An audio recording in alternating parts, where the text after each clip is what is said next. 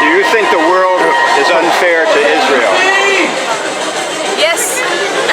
Yes. Yes, but only this question. Why? But I see where it's going, so I prefer not to speak about it. Well, I'm a visitor, and I see. I prefer not. אולי תספרו לנו קצת על עצמכם לפני שאנחנו עונים על שאלות כאלה מורכבות.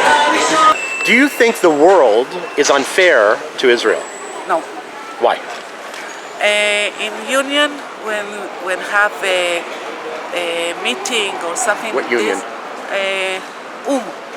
Oh, United Nations. United Nations. Yes. Usually, when a fight between Palestine and Israel, the media in the world show the problem and the sorrow from the Palestine side, not when kill our children, our soldier.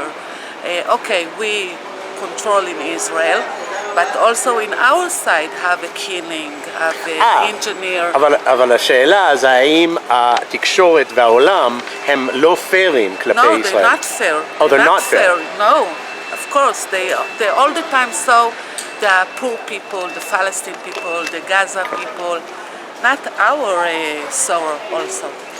האם העולם לא פייר כלפי ישראל, לפי דעתך? בטח. למה? כי כולם חושבים שאנחנו לא טובים, ואחרי אנחנו מותקפים מהערבים פה. הערבים הם לא טובים, היהודים כל הזמן היו טובים מכל ההיסטוריה. אנחנו רק מגנים על עצמנו. אבל, לדוגמה, אתמול בבת ים, הם הפכו אוטו של ערבי, סתם, כי אני לא יודע בדיוק מה הסיבה, אבל יש יהודים שעושים דברים רעים גם. סוף סוף שירבו. מה סוף סוף? זה קורה 100 שנה כולם. מההיסטוריה, מי שאני מכיר את כל ההיסטוריה של היהודים, אנחנו רק מותקפים ומגנים על עצמנו, אף פעם לא התחלנו. למי זה כל הרעיון הזה? כי אני ימנית קיצונית, לא אוהבת ערבים, בגלל זה אני גרה פה, אז אם אתם בצד השני, אין לי מה לעשות איתכם. האם אתה חושב שהעולם לא פייר לישראל? לא חושב שהעולם לא פייר לישראל. ישראל מדינה בפני עצמה, מתפתחת, משגשגת, יודעת להציג את עצמה בפני העולם בתור עם טוב, מדינה טובה לכל העולם, וכולם יכולים לבוא לבקר וליהנות בארץ שלנו. יש לנו ארץ נפלאה, ארץ נהדרת, כולם מוזמנים. אבל יש גם האום שכל הזמן יש ביקורת, החדשות בחול. תמיד יהיה האום, ותמיד יהיה אנשים, יקדרגו וידברו ויגידו שאנחנו עושים פה בלגן עם הפלסטינאים ועניינים. אנחנו עם אחד, אנחנו חיים עם הערבים בשלום, אין לנו שום בעיות, הכל בסדר, אפשר ליהנות פה בארץ, אפשר לאהוב אחד את השני תמיד. אבל אתה לא חושב שהם לא פיירים כלפי? כאילו, אתה חושב שאנחנו המקום, הם חושבים שזה לא. כל אחד יש לו לגיטימציה להגיד מה שהוא רוצה. אנחנו במיוחד במדינת ישראל, מדינה דמוקרטית, אפשר להגיד מה שרוצים תמיד, אנחנו מדינה פתוחה לכולם.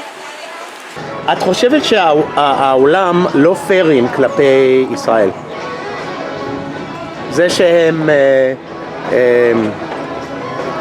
כל הזמן, ישראל כל הזמן בחדשות, עושים דברים רעים לערבים, דברים כאלה, או טוענים. תשמע, מה אפשר להגיד?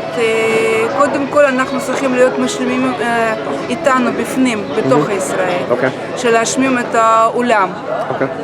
אנחנו פה לא ביחד אנשים, שכאילו מרוקאים, מרוסיה, אני פה 32 שנים בארץ יהודיה, אבל עדיין אני רוסיה, וכאילו אנחנו לא משלימים פה בארץ.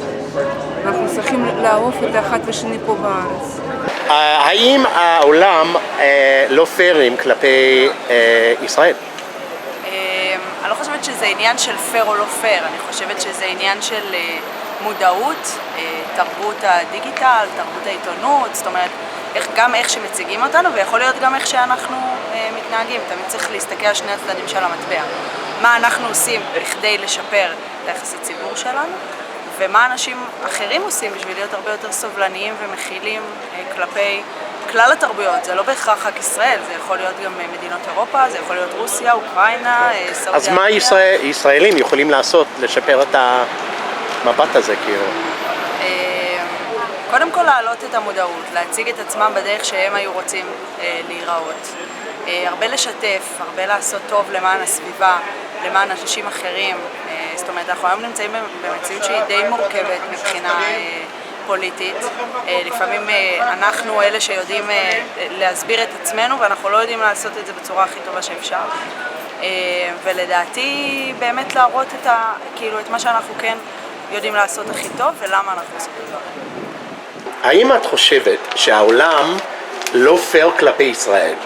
שופטים. אני חושבת שהתורה שלנו כבר ענתה על זה, שאם אנחנו עושים רצונו של מקום, אז כולם משתחווים לנו, ואם אין אנחנו עושים רצונו של מקום, אז הם כולם שונאים אותנו. זהו זה המצב. אם אנחנו לא אוהבים אחד את השני, הבנים של הקדוש ברוך הוא שהוא נתן אותנו לתפארת, אז איך העמים יאהבו אותנו? צריך אהבת ישראל, ואהבת ישראל נביא את הגואל. Does the world unfairly criticize Israel, you ask? Of course. There's a long history, there's a lot of, it's not black and white, there's a lot of gray, and people need to know the background of 20, 30 years, 40 years ago. So a lot of people are not educated, they just see one picture of the situation. So yeah.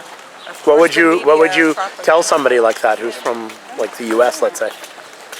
Well, first of all, I would say that most Israelis wake up in the morning and they go to work and they want to produce and create. We have doctors that are looking to save lives all over the world, whether it doesn't matter what religion they are. They're looking to innovate new products to make life easier for everyone. That's our goal. We're not there. We don't want war. We want peace and we want productivity, and we want to grow and not go back and always like. But unfortunately we still have to defend ourselves from the extreme groups. But that's not, that's our goal. That's because we have to. But that's not our goal. Most of the Israelis' goal is to live and travel and learn and grow and develop and innovate. And you see all these high-tech companies in Israel. That's I think that's most of what I would say to people that. Do you have anything to add? Sorry? Do you have anything to add? No. Dog, do you have anything? Albert. We're also Israel's Tel Aviv is the most tolerant city of all groups. Homosexuals, lesbians, transgender. I don't know if the world notices that. But. Dogs, transgender dogs. And dogs, yeah. האם העולם לא פיירים כלפי ישראל? כן. למה? מה? למה לדעתך? יש כל מיני דעות על המדינה שלנו, במיוחד שעכשיו יש ממשלה חדשה. טוב, זה עכשיו, אבל תמיד זה היה ככה, כן. יש כל מיני דעות, בגלל שאנחנו מוצלחים, בגלל שאנחנו שורדים, בגלל... את חושבת שזו הבעיה? זו הסיבה? כן. אוקיי. אני חושב אחרת. רוב מדינות העולם הם נגדנו, מסיבה שארץ ישראל היא קטנה ומצליחה, ובשנות הקיום שלנו אנחנו הגענו להישגים בהרבה הרבה הרבה מדינות מאשר הם לא הצליחו. ותראה מה קורה במועצת הביטחון, תמיד מתנגדים למדינת ישראל ותמיד חושבים שאנחנו מדינת שמאל ואפרטהייד, יש פה שוויון זכויות לכולם, לערבים, למיעוט, ללהט"בים, לכולם יש שוויון זכויות.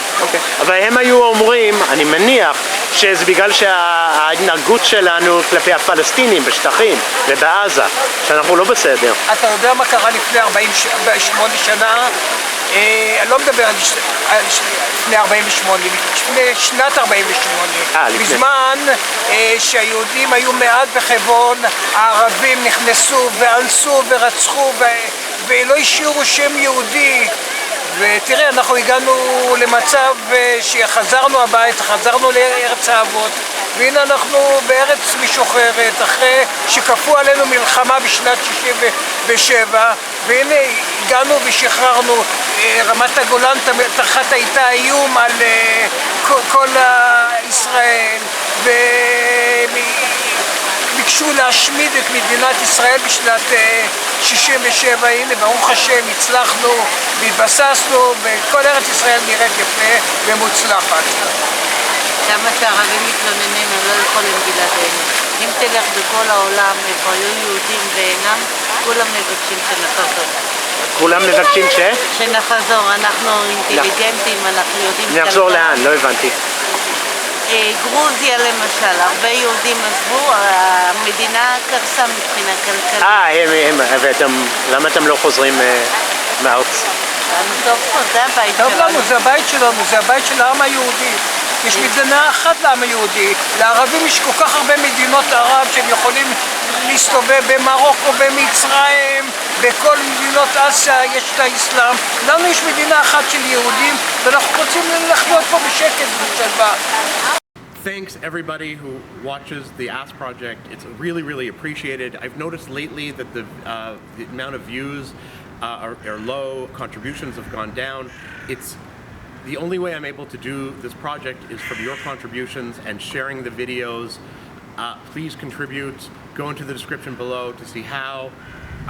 Guys, I appreciate so much that you guys watch these videos, like these videos, share these videos, and contribute. It's amazing. Thank you.